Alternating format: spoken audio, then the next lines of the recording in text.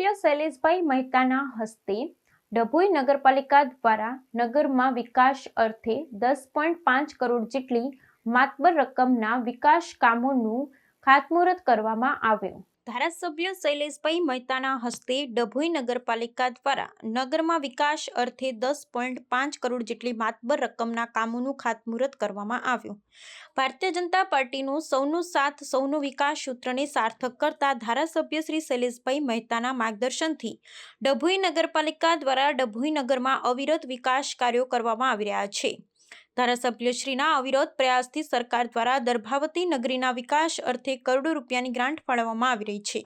ત્યારે 15મા નાણાં પંચ અને સ્વર્ણિયમની ગ્રાન્ટમાંથી 10.5 કરોડ મહત્વના લોક ઉપયોગી કામોનું આજ રોજ કલ્યાણપોળ પટેલ વાગા ડભોઈ ખાતે ખાતમુહૂર્ત કરવામાં આવ્યું હતું, જેમાં ડભોઈ નગરપાલિકા શોપિંગ સેન્ટરથી સરિતા ફાટક તથા તાલુકા પંચાયતથી વાઘનાથ મંદિર સુધી વરસાદી કાંસ, નગરમાં ડ્રેનેજના વિવિધ પમ્પિંગ સ્ટેશનો, પંપ રૂમ બનાવવા કામ તથા કલ્યાણપોળ ખાતે નવીન આરસીસીના રસ્તા બનાવવા અંગેના મહત્વના કામોનું ખાતમુહૂર્ત ધારાસભ્યના હસ્તે કરવામાં આવ્યું હતું।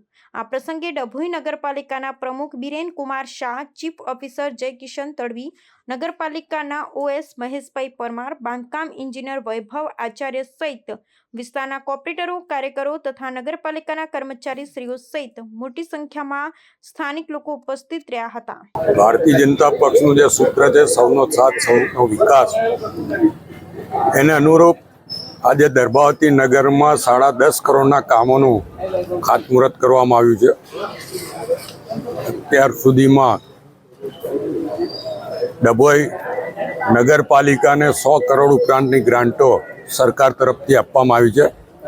આજે 15મા નાણાં પંચ અને સ્વર્ણિમ આમ બંને ગ્રાન્ટોનું ભેગું થઈને 10.5 કરોડ રૂપિયાના મહત્વના કામોમાં નગરપાલિકા શોપિંગ સેન્ટરથી સરિતા ફાટક અને નગરપાલિકા શોપિંગ સેન્ટર વાઘનાથ મહાદેવ મંદિર સુધીના વરસાદી કાંસના કામો છે।